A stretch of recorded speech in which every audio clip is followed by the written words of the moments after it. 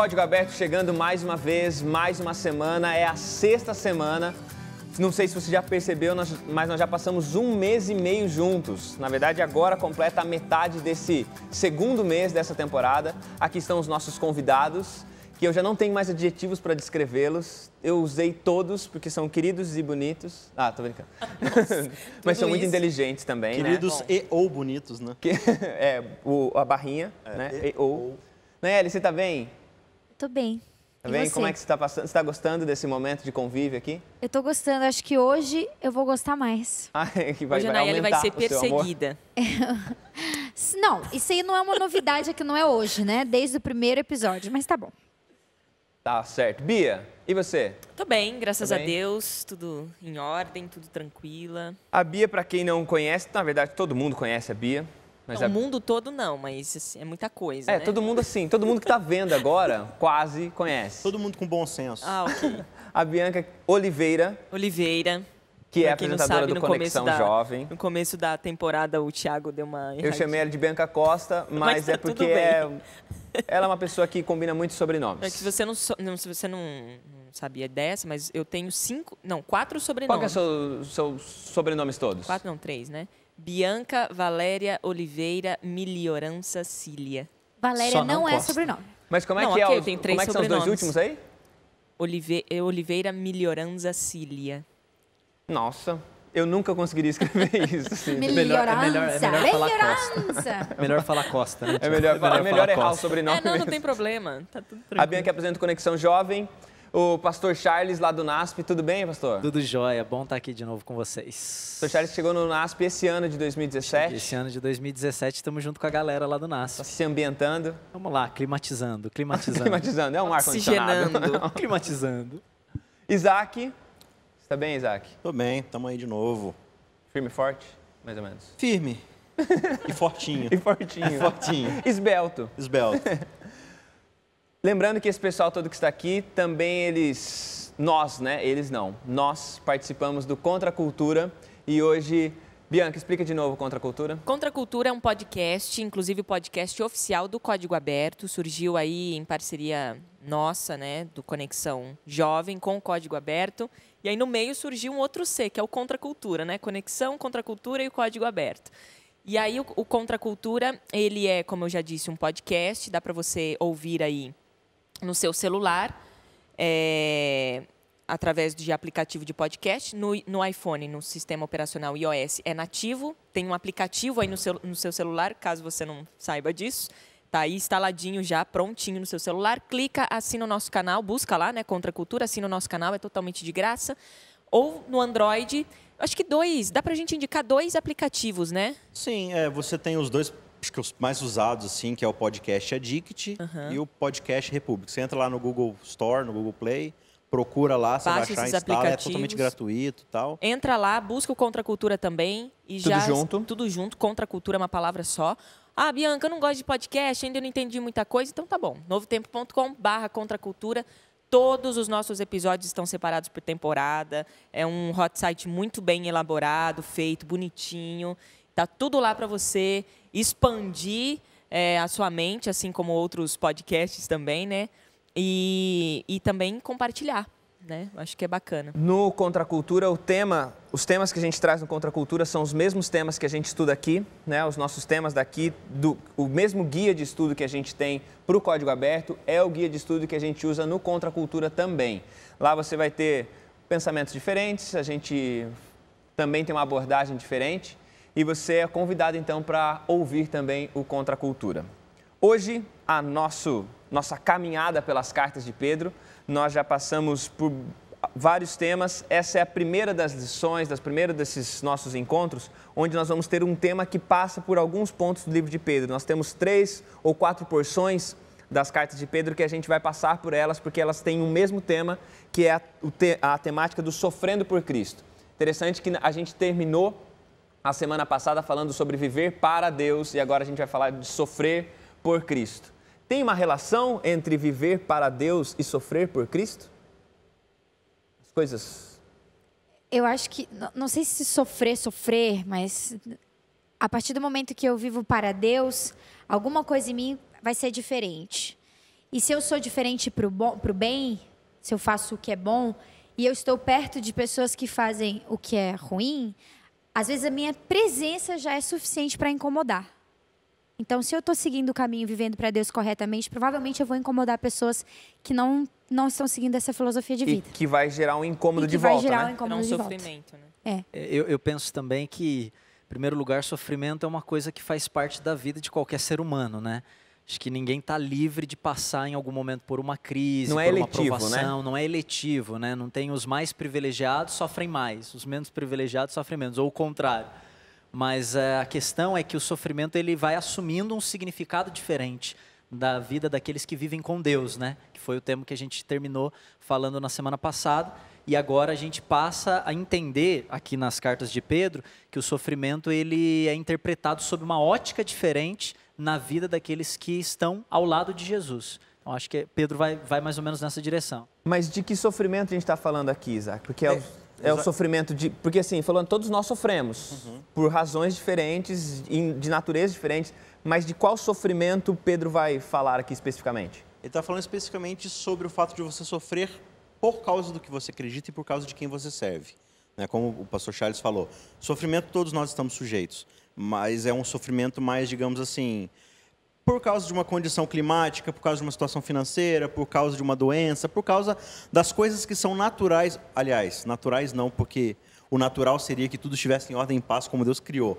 Mas por causa da queda do pecado, a natureza está rebelde, tudo está ruim. Então a gente sofre, porque a condição que a gente está é a condição de pecado. Mas aqui Pedro ele vai direcionar um público que eles estão sofrendo por causa daquilo que eles acreditam.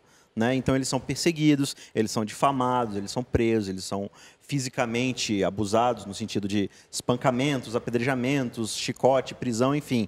Então ele vai dizer para eles, olha, o sofrimento de vocês, eles têm uma razão. Né? Paulo fala muito sobre essa questão do sofrimento também, né? De que você está sofrendo porque agora você recebeu uma herança, um legado que a pessoa que te deu, ela passou por isso também. Né? E o próprio Jesus ele vai dizer, olha... eu estou chamando vocês para sair do mundo, no sentido de não fazer mais parte de uma ordem social.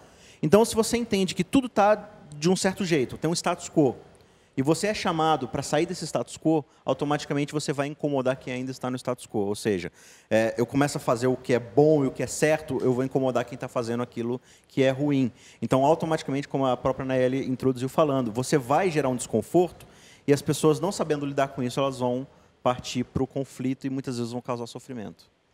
E pensando em Pedro falando disso, né? Você falando que, olha, o sofrimento de vocês tem uma causa, tem uma razão de ser. A gente estava conversando, o pastor Charles, até uma lição citou, né, das catacumbas de Roma e tudo mais. Como é que tipo de perseguição e como é que era a vida, então? Que tipo de perseguição esses cristãos, essas pessoas do primeiro século estavam vivendo, que é para quem Pedro escreve? O guia de estudo ele traz um pouquinho isso daí para a gente, facilita até para quem está assistindo a gente, né? Que ele vai falar sobre algumas perseguições que foram colocadas dos imperadores romanos, né? Colocadas ali pelos imperadores romanos. Mas é interessante que quando Pedro escreve essa carta, ele escreve para um contexto específico, para um contexto histórico, a gente já falou bastante sobre isso. E antes dos imperadores romanos infligirem essas perseguições, a primeira perseguição ela surge do próprio povo judeu. Né, porque o cristianismo ele começa a apresentar uma ameaça ao judaísmo. E o judaísmo ele começa então a perseguir aquela seita que estava surgindo entre eles. Isso é muito claro quando a gente lê a história do apóstolo Paulo, né, que era Saulo, que era um dos perseguidores da igreja cristã primitiva. E depois essa ameaça que começa ali no seio do judaísmo, ela vai se expandindo de tal maneira que ela começa a apresentar um perigo para o próprio Império Romano. Isso porque a desordem do judaísmo era uma ameaça ao Império Romano, e isso também porque havia um boato, né, uma história de que os cristãos eles não adoravam o imperador como senhor.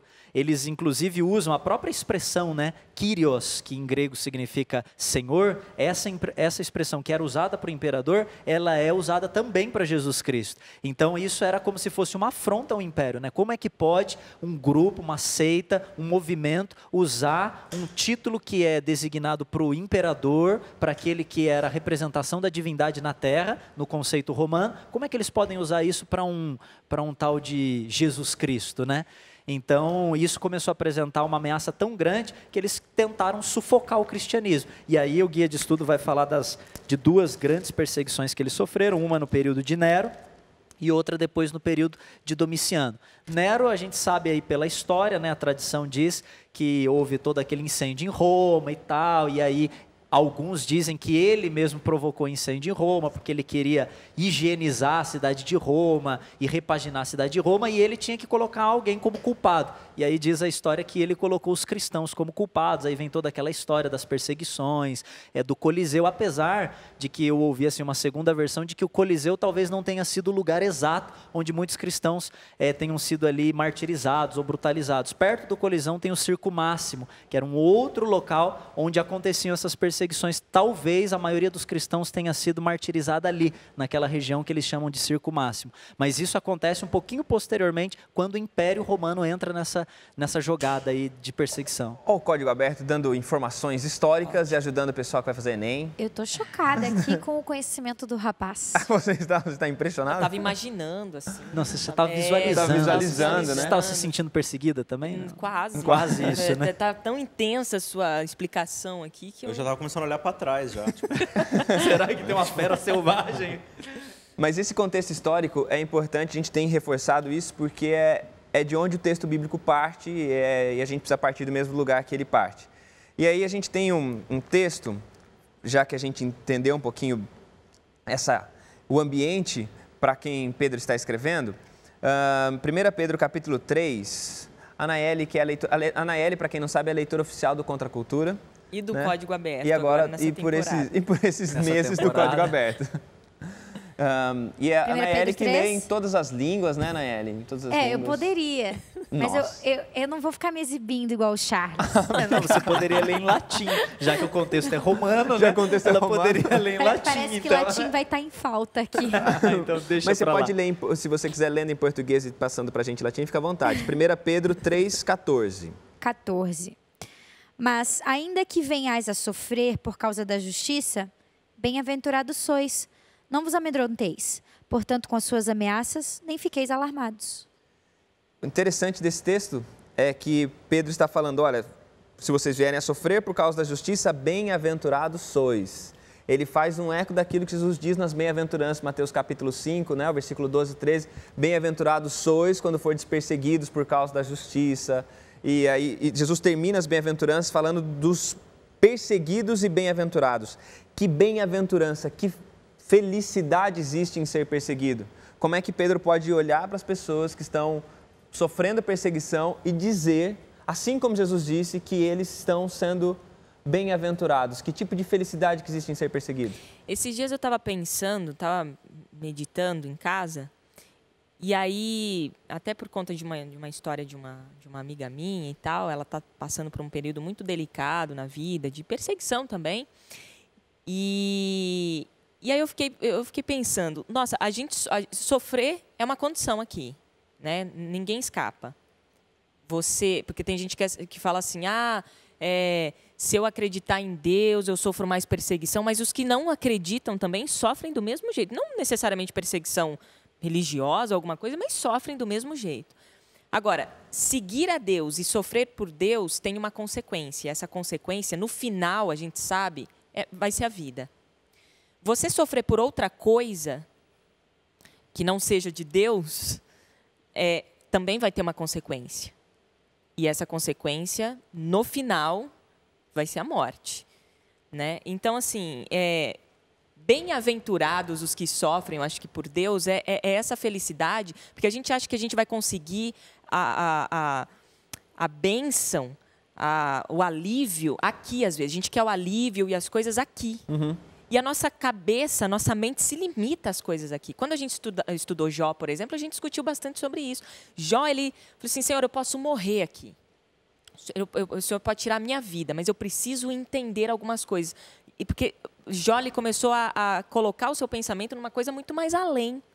E isso é uma habilidade. Sim. A gente precisa começar a ser bem-aventurado, precisa ser feliz aqui, agora. Esse espírito ele precisa ser praticado aqui e agora, né? Então eu acho que bem-aventurado, que bem-aventurança seria isso, né? De você olhar para a cruz, ver o quanto Cristo sofreu lá, né? Que foi um Cristo que doeu, machucou, teve o coração dilacerado, mas ele fez isso por amor e com alegria. Assim, no sentido não que ele morreu sorrindo e tal, mas ele sabia que o... Satisfação, a né? satisfação, acho que essa é a palavra. Ele sabia que o porvir seria muito melhor, entendeu? Então, acho que, para mim, isso significa Nessa questão isso. das bem-aventuranças, Tiago, a gente tem esse olhar teológico, né? Que a gente pode trabalhar um pouquinho o conceito de felicidade, o que Jesus está propondo como a felicidade do reino.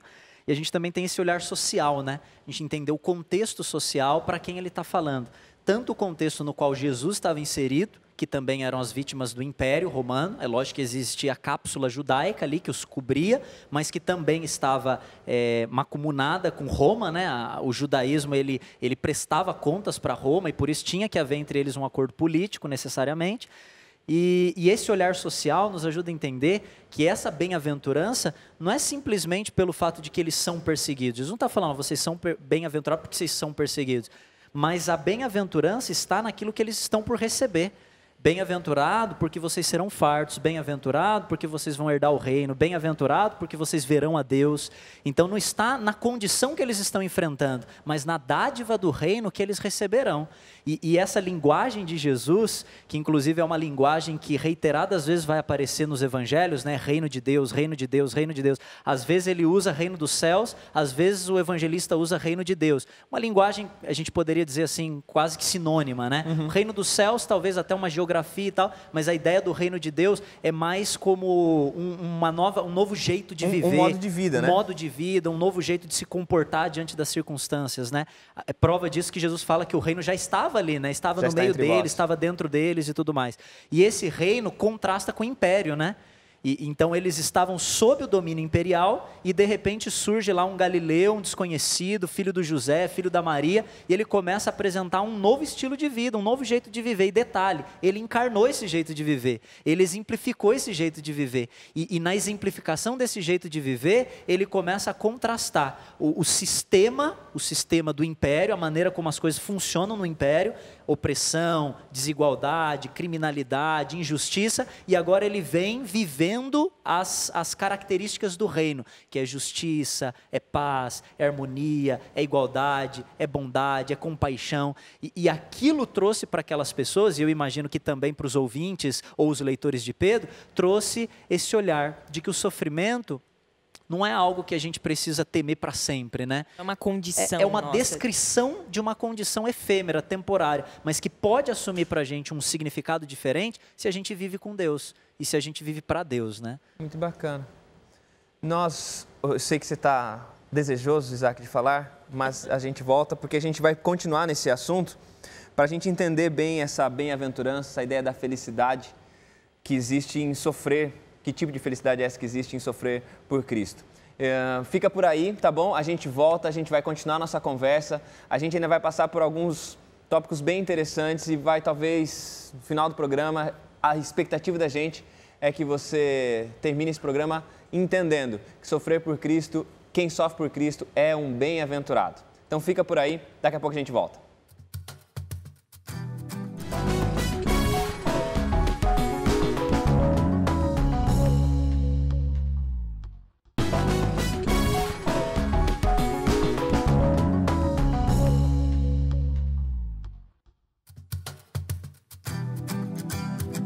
Código Aberto está de volta, que bom que você não saiu daí e se saiu já voltou e se não voltou vai ouvindo aí, talvez lá do corredor está ouvindo a minha voz, estou te chamando para vir para cá, venha para cá conversar com a gente. É o nosso sexto encontro, a gente não apresentou a música no primeiro bloco porque a nossa música é um esquema diferente, no terceiro bloco você saberá como funcionará essa música misteriosa de hoje. O Tiago que vai cantar. Então não teremos música mesmo hoje, né? Aí assim é para acabar mesmo com o programa. Eu canto na última participação, eu canto porque... Não vou cantar porque deve ficar ruim pro próximo. Mas, Isaac, a gente tinha terminado falando... A gente terminou o primeiro bloco falando sobre essa ideia dos bem-aventurados, dos perseguidos sendo bem-aventurados e você ia continuar nessa direção. Sim, o próprio texto de Pedro aqui, que a Nayeli começou lendo, né? ele já vai explicar um pouco o porquê dessa bem-aventurança. Nós estamos em 1 Pedro 3, para quem quiser acompanhar, 1 Pedro 3. Eu vou ler agora o verso 17. Antes de chegar no verso 17, só contextualização dos versos anteriores, ele está falando aqui, olha, né, vocês não devem ficar com medo quando vocês sofrerem e tal, porque isso vai acontecer mesmo, e aí o Canaeli leu, vocês são bem-aventurados, que é o que a gente tem discutido aqui, né? Existe uma satisfação no reino, existe uma felicidade por você ser perseguido. E ele vai falar, claro, nesse processo de sofrimento, santifiquem o coração de vocês. Ou seja, tudo aquilo que a gente já falou, o que é santificação? Busquem a Cristo o tempo todo, se relacionem com Ele, vocês vão ir aprendendo. E estejam sempre preparados para responder a quem vos pedir razão da esperança de vocês. Ou seja, estejam o tempo todo com esse conhecimento no coração. De quê? De quem é Cristo, o que Ele significa para você, por que você é quem você é. Porque não adianta nada você sofrer e aí na hora que tiver a oportunidade de testemunhar, você, porque minha religião não permite. Dá essa resposta básica? Cara, a religião não permite? Como assim, né? Então, ele falou, olha, tenha razão da esperança que você possui, mas faça isso sempre o quê? Com mansidão, com temor. Só um parênteses, Isaac, antes de você continuar, porque você falou um negócio interessante, da razão da esperança. A gente fala bastante de esperança, a gente, a Novo Tempo é o canal da esperança, a gente fala de esperança, é um tema muito, que a gente sempre volta, mas esperança sem razão da esperança é um discurso muito vazio. Então, sim, você que está nos acompanhando, que fique isso na sua cabeça. Você tem que saber o porquê você tem esperança. Não simplesmente, eu até vou lá, levo um livro que fala de esperança, mas por que eu creio naquela esperança e quando que ela faz sentido na minha vida? Por favor, claro. Por bondade. E sobre essa esperança, eu acho que a gente vai explicar um pouco mais daqui a pouco. A Bia sim, até comentou um pouco sobre isso nos episódios anteriores, sobre a esperança que ela é fundamentada na cruz e o propósito que a cruz nos dá, que não é simplesmente o céu. A nossa esperança não está unicamente em ir para o céu. Existe uma profundidade muito grande nessa esperança. Mas isso vai ser daqui a pouco, os nossos amigos aqui vão ajudar. Continuando aqui no que Pedro está falando, ele vai falar, olha, dê a razão dessa esperança com mansidão, com temor, testemunhando realmente da consciência que serve a Deus. Aí ele vai falar uma coisa que ele sempre repete na carta dele, né? Para que quando as pessoas que te difamam continuarem te difamando, a resposta que você der vai deixar elas envergonhadas. Então, as pessoas que estão te fazendo sofrer, elas vão, poxa, mas eu estou sendo injusto. Elas vão cair a ficha, né? E vão perceber, olha o que eu estou fazendo.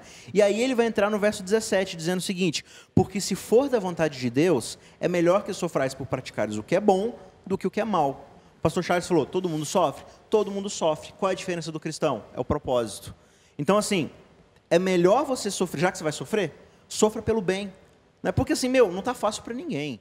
Né? Todo mundo vai sofrer, mas se é para sofrer mesmo, se é para passar por dificuldade nessa terra, passe por dificuldade com um propósito. E aí ele vai dar o exemplo de quê? De Cristo, no verso 18.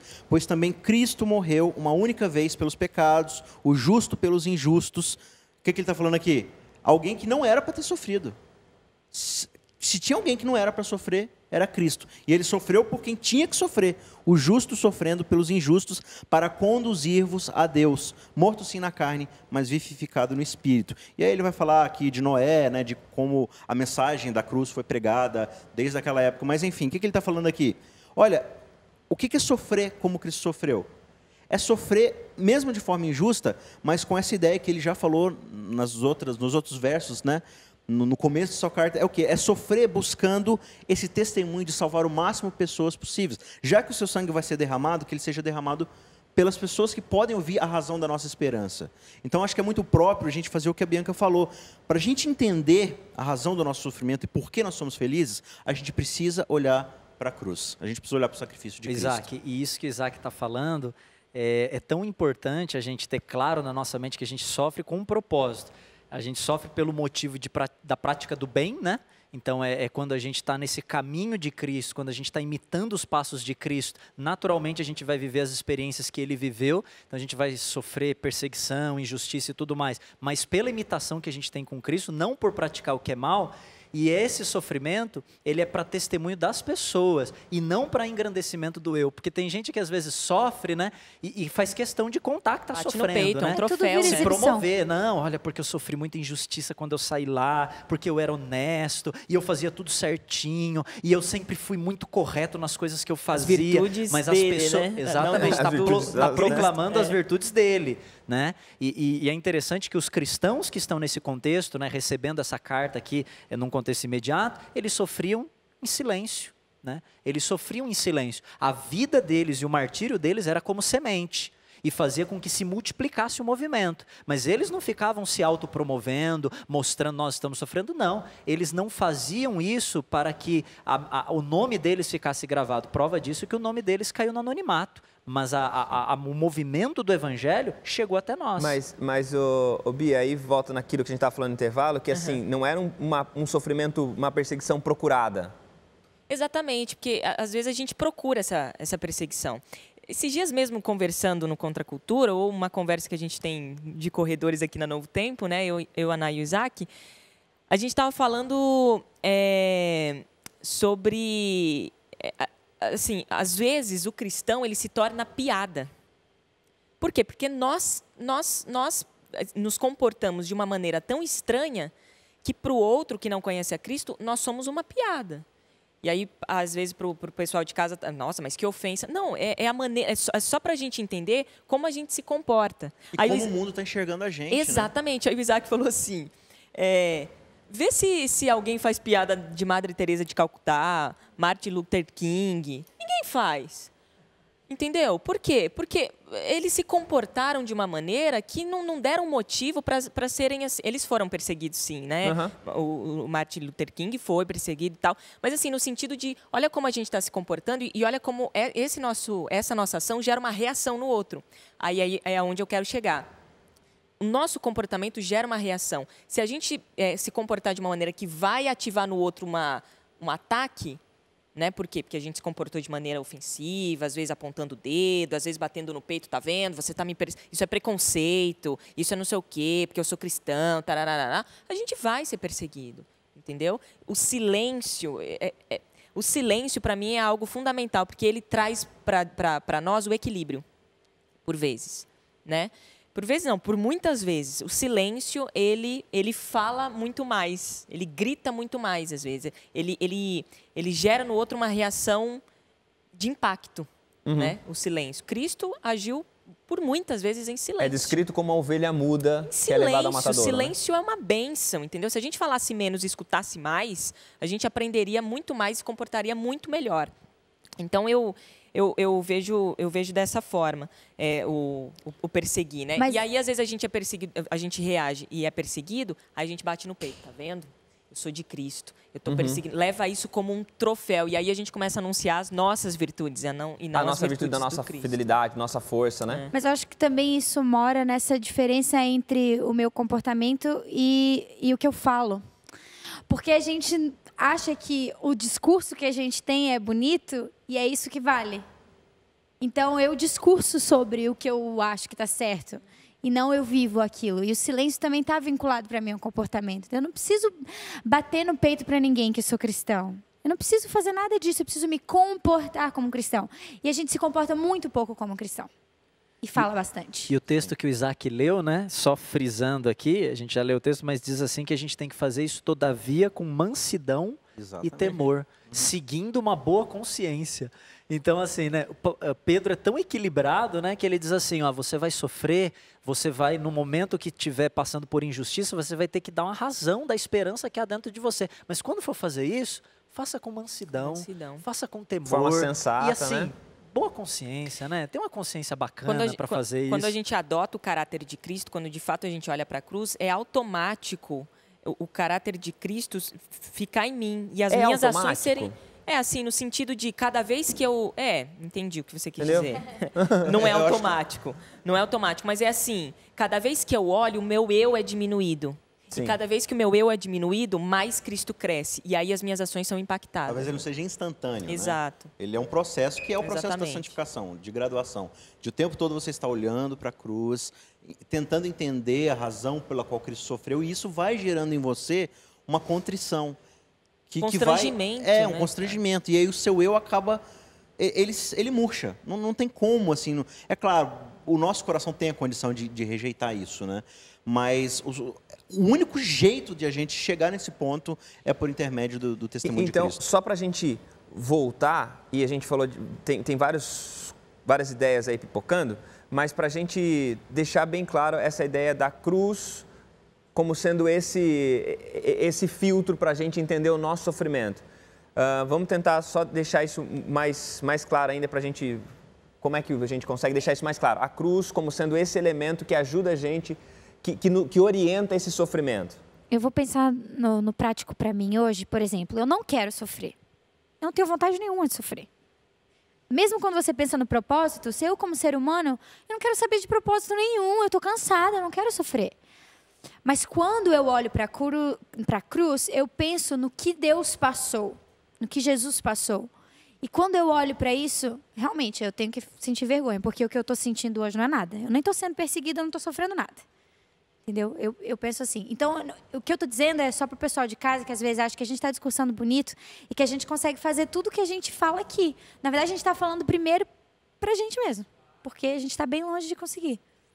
Não, e voltando para essa questão da cruz, assim, é claro que eu vou dar uma resposta teórica, mas vou tentar esmiuçar um pouco mais. Sim. A Bia deu essa introdução no episódio anterior, eu acho que vale a pena a gente ressaltar. Quando a gente pensa em cruz, né, na maioria do cristianismo, a gente pensa na possibilidade que eu tenho agora de ir para o céu. Ou como a própria Bianca, né, ele falou, é o ticket para o céu. A cruz é o meu ticket para o céu. Mas será que a cruz é só isso? A cruz é simplesmente o meu jeito de ir para o céu? Então, muitas vezes, a nossa esperança é o quê? Não, eu vou sair dessa terra quebrada, essa terra pecaminosa, e vou morar nas mansões de ouro eternas. Mas a cruz ela é muito mais do que isso, porque a cruz ela é o evangelho, ela é o poder de Deus. E ela me garante uma transformação no agora. Ela me garante já uma abreviação, digamos, da escatologia, né? O início do fim do reino de Deus já instaurado agora. Então, qual é a ideia aqui? A gente precisa entender o que é pecado. O que é pecado? Pecado é o jeito de viver que é contrário ao que Deus estabeleceu como propósito para o ser humano, né? Ele diz na sua oração que existe uma vontade sendo feita no céu e uma vontade sendo feita na terra. O reino de Deus ele existe quando a vontade que é feita no céu é feita aqui na terra. O que é feito aqui na terra? O pecado. E o que é o pecado? É esse jeito egoísta de viver, onde eu sou invejoso, eu sou maledicente, eu só penso nos meus próprios interesses. Ou seja, o pecado se resume a egoísmo. E você pode pegar qualquer pecado do decálogo, qualquer quebra de lei, ela vai incutir no egoísmo. Sim. Por que eu durmo com a mulher do outro? Por que eu quero as coisas dos outros? Porque, entendeu? É tudo sempre o meu em pensando detrimento no meu do eu, outro. oprimindo o outro. Então, esse estilo de viver, esse egoísmo, ele é uma doença. O pecado é uma doença. Então, o pecado não é o que eu cometo, é o que eu tenho. Doença não é espirrar, é a gripe, certo? O espirro é só uma consequência. Então, todas as ações pecaminosas que nós temos são consequências da doença que nós temos. E qual é a cura? A cura é a cruz. Por quê? Porque na cruz você recebe o exemplo máximo de como é feita a vontade de Deus. O quê? É você abrir mão do próprio eu completamente a ponto de morrer por causa do outro. E quando você recebe esse antídoto, que antídoto? O viver em detrimento de si mesmo pelo outro, você cura a doença que é viver por si mesmo em detrimento do outro. O problema é que isso é difícil porque a gente, aqui nesta terra, a gente evita o sofrimento. Isso sim é automático. Qualquer dorzinha de cabeça, você já pede uma Isso aspirina. é A gente automático, com evita certeza. o sofrimento, mas a gente busca pouco a Deus. Sendo que o maior objetivo é buscar a Deus. E o sofrimento... E a gente até busca Deus para evitar o sofrimento. Exatamente. E Então, eu- assim...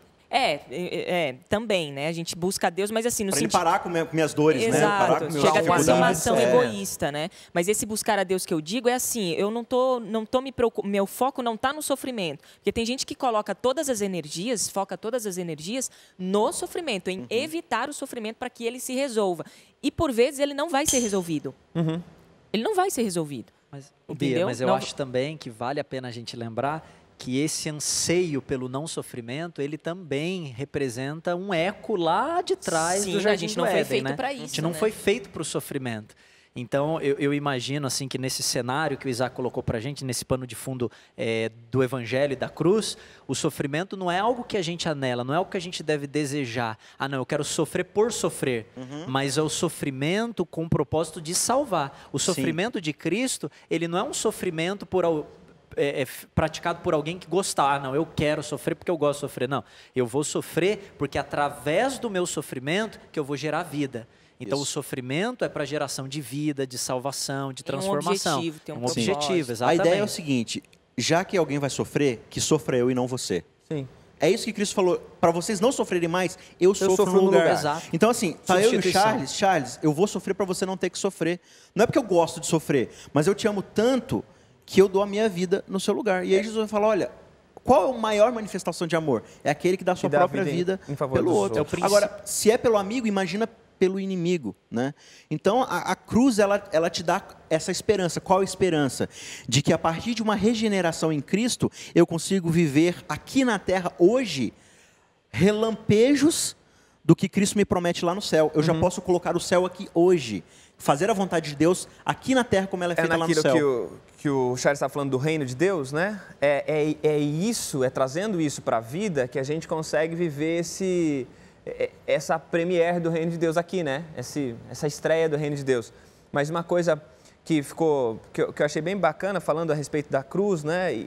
Que a cruz, às vezes a primeira aproximação da gente da cruz é uma aproximação egoísta, né? Eu vou até lá porque eu quero conquistar salvação, eu quero conquistar vida. Que eu ganho, né? Que é o que eu ganho. Não que o outro Mas aí, ganha. quando eu começo a pensar que a cruz não é apenas o meu passaporte para o céu, mas é também um modo de vida, aí a gente vai para esse outro lado, né? Que é aquilo que a cruz é um instrumento de redenção, mas também é de regeneração, né? É por isso que Jesus ele deixa muito claro no seu ministério, olha, se você quer me seguir, o único jeito é você negar o próprio eu e pegar a cruz. Tomar a cruz. Porque é o seguinte, eu vou seguir um caminho e esse caminho culmina na cruz, culmina no sacrifício. Se o seu eu for junto, a cada encruzilhada, a cada bifurcação, o seu eu vai querer ir para a direita enquanto eu estou indo para a esquerda. Então você não vai conseguir me acompanhar. Se o seu eu não for morto, não for negado, você vai o tempo todo, e você vê isso nos discípulos, né? Deu pressão, deu ruim. Não sei quem é esse Jesus aí não, ao eu.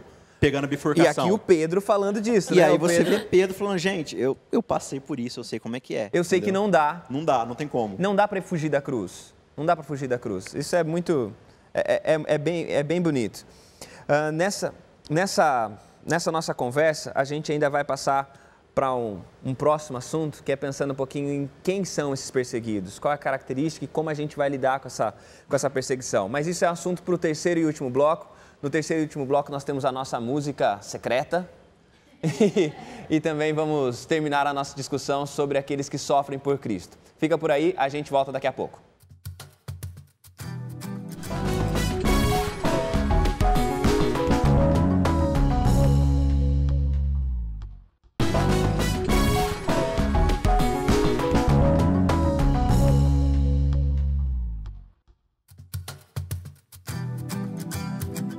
Código Aberto está de volta, é o terceiro e último bloco.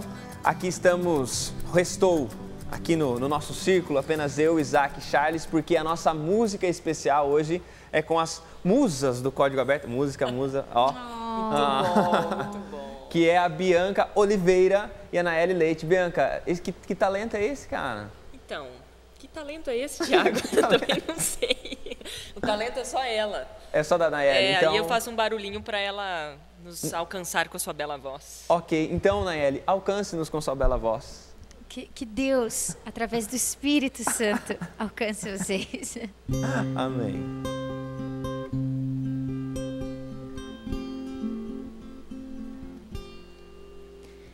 Rendido a teus pés, eu quero estar, meu Jesus, contemplando teu rosto e o teu olhar de amor e abraçar-te com ternura, como sempre fazes tu, e dizer-te que te amo, como me disseste tu. Quero seguir-te, Jesus, como me ensinaste tu. Minha vida te entrego, como me entregaste tu.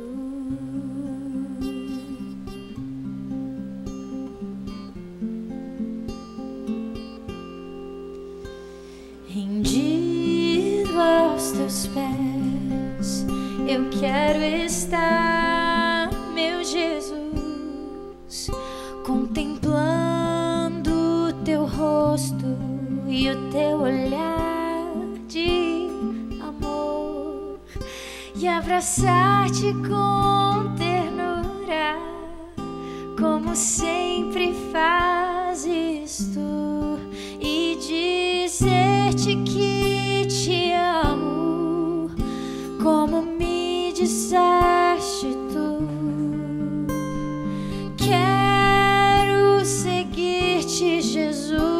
como me ensinaste tu. Minha vida te entrego, como me entregaste tu.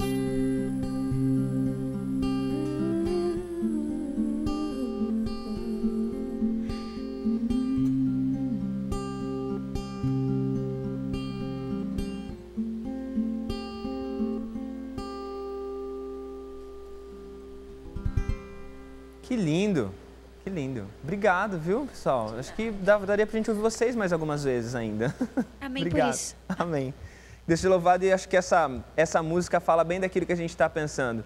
Que nessa rendição a Cristo, nessa nossa entrega a Cristo, a gente vê aquilo que Ele fez pela gente, a gente vê que Ele viveu isso, dessa conexão dele com a gente, dessa entrega, e a gente resolve reproduzir isso de certa maneira. Falando sobre os perseguidos, Isaac, a gente tem a ideia de... Geralmente, nesse assunto, a gente volta para os textos lá do Apocalipse, para a gente pensar sobre as características do povo perseguido. A gente olha para o final dos tempos e a gente tem, a olhar para o final da história, a ideia de que a igreja também vai viver essa experiência. Eu falei um pouquinho a respeito na outra lição, sobre, na semana anterior, na semana passada, se eu não estou enganado, a respeito disso, que a experiência de Cristo, de certa forma, ela vai se repetir na experiência da igreja, na vida do corpo de Cristo. E aqui o Apocalipse fala sobre isso, o guia traz Apocalipse 12, 17, como sendo duas características do perseguido, né? Porque Apocalipse 12, 17, se você quiser acompanhar com a gente, eu vou ler, que diz o seguinte: irou-se o dragão contra a mulher. Aqui é falando da ira de Satanás contra a igreja. Ele vai fazer guerra contra aqueles que são os restantes da descendência da mulher, ou seja, os restantes da igreja, aqueles que ainda estão fiéis a Deus. E aqui é dito o que eles têm. Duas características: eles guardam os mandamentos de Deus e eles têm o testemunho de Jesus. É falado dessas duas características. Essas são características do perseguido. Perfeito. Se a gente for entender que o perseguido aqui ele é o remanescente, né? O que é o remanescente? É o que sobrou. Então, se você vai entendendo que a coisa vai afunilando, e a perseguição vai acontecendo, e gente vai caindo, gente vai desertando, mas vai sobrar um perseguido final ali, que ele está firme e forte. Mas por que o dragão está contra ele? E aí é a gente entender esse contexto que Pedro está tentando passar para a gente, Jesus já passou. Se a gente está trazendo o reino de Deus, o reino dos céus, aqui para a terra, a gente está invadindo o espaço de outro reino, de outro senhor, que é o reino da potestade desse mundo, né? Que é de Satanás. E sempre que na história você observa um reino invadindo o espaço do outro, o que acontece? Guerra. Então você vai ser perseguido, você vai ser oprimido. E aqui a gente tem justamente esses soldados, esses cristãos que estão sendo perseguidos, estão sendo guerreados por causa que eles estão do reino de Deus. E aqui ele vai dar a característica de quem são essas pessoas que sobraram. São os que guardam os mandamentos de Deus e têm o testemunho de Jesus. E aí, o adventismo ele se identifica muito com esse verso por causa dessa coisa de guardar o mandamento e de ter o espírito da profecia, o testemunho de Jesus. Só que a gente muitas vezes passa batido e a gente fica muito assim na superficialidade do termo, sem se aprofundar tanto no que ele significa de fato. Os mandamentos de Jesus, os mandamentos de Deus aqui, eles não são simplesmente os 10 mandamentos. Eles estão inclusos. Mas a lei de Deus ela é muito mais ampla do que uma lista de 10 conceitos. A gente falou lá no começo, o que é a vontade de Deus? Qual é o mandamento de Deus? Que o mundo viva no amor. Porque ele é amor. Esse é o resumo, né? Sim. Em Adão, você não tem uma lista de 10 preceitos. Você tem o quê? Anda comigo, ame sua esposa, crie uma nova humanidade, seja bênção. Essa é a minha vontade. Então, quem é o remanescente aqui? Ele é o que vive esse propósito de amar o outro. E nisso aí você vai ter Paulo falando, Pedro falando, olha, o amor ele vai cobrir os mandamentos. Ele cobre essas bases todas. Por quê? Porque essa ideia de você, se o pecado é você colocar o eu contra a lei de Deus, a vontade de Deus, porque você quer você mesmo, o que é a obediência? É você negar o próprio eu e fazer a vontade dele. E ele vai falar do testemunho de Jesus. O que é o testemunho de Jesus? Aí lá na frente, em Apocalipse, ele vai falar, não, é o espírito de profecia, ok. Mas qual foi o espírito que inspirou todas as profecias? Qual foi o testemunho que Cristo deixou para cada um de nós? É cruz. Não tem mais nada. Toda a sua vida, morte e ressurreição, nos deram um testemunho de que uma vida submetida à vontade soberana de Deus abençoa todo mundo, né? E aí, isso é tão verdade que a gente muitas vezes ignora o que o verso 11 fala antes do verso 17. No verso 11, também falando do remanescente, João vai dizer o seguinte: eles, pois, os remanescentes, o venceram por causa do sangue do Cordeiro. Ou seja, você já tem aí a base da vitória do perseguido. É a cruz, é o sangue vertido do Cordeiro. Ele pegou a vitória de Cristo para si. Ele recebeu isso. E isso causou uma transformação tão grande na vida dele, que ele vai dizer o seguinte: por causa do testemunho que deram, mesmo em face da morte, não amaram a própria vida. O que o sangue da cruz, vertido por Cristo na cruz, causou no perseguido, no remanescente?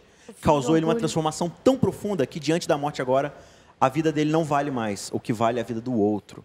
Então a gente precisa entender isso. Qual é a característica de quem é perseguido? Ele é perseguido porque ele prioriza aquilo que o mundo não prioriza, o outro. O mundo prioriza a si mesmo. O mundo sempre vai agir em prol dos seus próprios interesses. O verdadeiro cristão, ele age em prol dos interesses do mundo.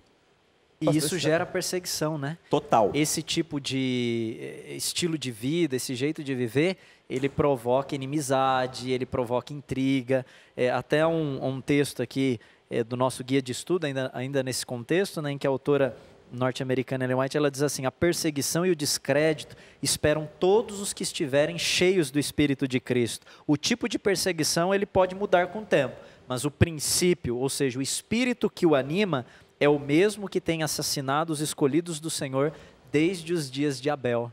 Mas interessante você ler isso, pastor, porque assim, a gente pensa que a perseguição é a realidade. Mas Pedro também dá uma ideia de que essa perseguição ela cumpre o propósito na nossa, não apenas que a gente está por um propósito na perseguição, mas que a perseguição também ela tem um papel. Quando ele fala a respeito do fogo, né, desse processo que é uma prova de fogo, que a gente entra na perseguição. E você puder comentar um pouquinho disso daí? Ele usa nessa metáfora. Na verdade, assim, a Bíblia vai usar várias metáforas para esse lance da tribulação, da provação. E uma das que Pedro usa, que o guia de estudo trouxe para a gente, é o fogo ardente, né? Ele diz, olha, não fique receoso com relação a esse fogo ardente que surge no meio de vós e tal, aplicando isso para perseguição. Aí o guia de estudo vai falar que essa é uma metáfora interessante, curiosa, porque o fogo, ao mesmo tempo que ele destrói, ele também purifica, né? Ele revela e tal. Eu lembro que nas aulas do seminário, a gente teve uma vez uma palestra com um professor nosso de teologia, que ele contou a experiência lá, ele contrastou, na verdade, dois pensadores. Um é Sigmund Freud e o outro, que foi aluno de Freud, é o Viktor Frankl, que escreveu um livro, inclusive, muito interessante, chamado Em Busca de Sentido. E aí ele colocou lá que Freud, de tantas coisas, né, que ele escreveu, de tantas ideias que ele compartilhou, uma delas é a questão da sobrevivência, né? Ele dizia lá, o professor comentou que Freud dizia que quando você tira tudo do ser humano, você elimina vida social, você elimina tudo que você puder eliminar do ser humano. Só ficam duas coisas, que é a pulsão pela sobrevivência e a pulsão pela reprodução. Ele quer continuar vivo e quer continuar se reproduzindo, fazer a sua posteridade existir. Ok.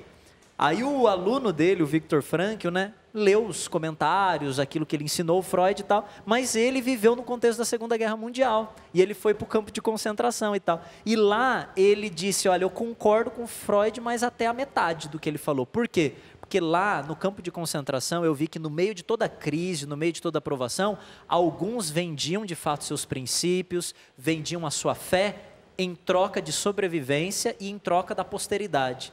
Mas eu vi também que em meio ao campo de concentração, muitos preservaram a sua fé e iam para as câmaras de gás cantando, louvando a Deus e não abriam mão da sua honestidade, da sua obediência, da sua fidelidade a Deus. Ou seja, na hora da crise, né, a conclusão do professor é que na hora da crise, alguns se revelavam como animais, mas outros se revelavam verdadeiros santos.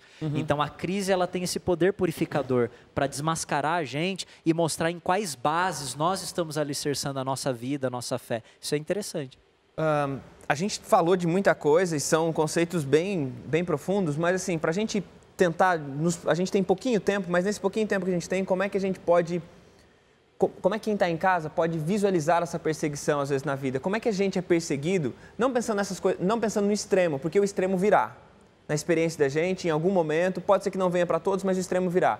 Como é que hoje a gente também é assaltado por esse tipo de perseguição por causa da justiça? Inclusive, vou tomar seu lugar agora e fazer uma pergunta. Todos os cristãos vão ser perseguidos?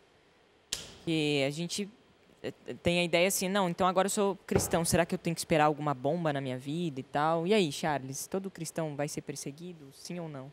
E aí, Nayeli, todo cristão vai ser perseguido? Nossa, pastor. Assim, ó, só tá bacana, mas assim, como a gente tem pouco tempo, vamos lá assim, eu acho que todos os cristãos, só pegando isso, porque depende do que a gente tem de perseguição. Por isso que eu fiz a pergunta, porque nem todos os cristãos serão perseguidos de maneira extrema. Sim. Mas eu acho que em todos os contextos nós temos alguma coisa que desafia a nossa fé, como esse fogo. Ok. E a minha pergunta é exatamente essa: como esse fogo chega na gente? Entendeu? No dia a dia. No dia a dia. Eu coloco assim, vou falar o que a gente estava conversando agora há pouco, né? Quando você olha para a cruz e você tem algumas reflexões, analisa a sua vida, tenta matar o eu, tenta pegar essa cruz, seguir Jesus, você já, nesse processo, já começa a sofrer perseguições dos seus queridos ali. Por quê? Porque às vezes fala, nossa, mas por que você está agindo assim? Nossa, por que você não quer mais falar isso? Nossa, por que você não sei o quê? Nossa, você está sendo boba. Nossa, você... E aí você fica, mas eu estou tentando olhar para a cruz, e é isso que a cruz está me revelando. Está falando para eu matar o eu, está falando para eu não atacar, está falando para eu não falar mal, está falando para eu não ter inveja, está falando para não sei o quê. E essas perseguições vêm dos seus queridos, muitas vezes. E a gente também tem que ter habilidade para lidar com eles, para falar com amor, para falar o processo que você está vivendo, para chamá-los para entrar junto com você nesse sofrimento, né? nesse processo. Te ajudar nesse processo de crescer, né?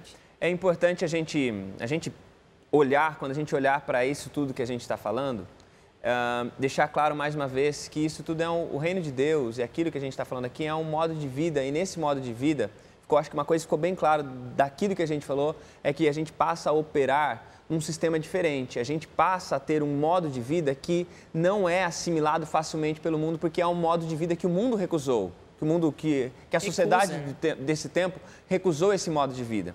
Então, você será perseguido porque você está operando em outro sistema. É como se tivesse desinstalado um sistema e instalado um outro. Você está sendo contra a cultura. E nessa mudança de sistema, a gente vai passar por perseguição.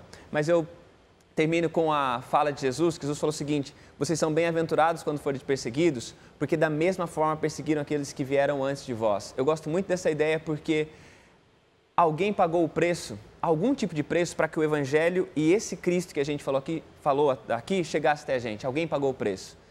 Se alguém pagou um preço tão caro para isso, os mártires, o próprio Cristo e tantas pessoas pagaram o preço para que esse Evangelho chegasse até a gente, que privilégio é pagar esse mesmo preço? Por que eu preciso achar que a minha vida é mais valiosa do que aqueles que passaram e deram a vida em favor dessa causa, em favor dessa mensagem?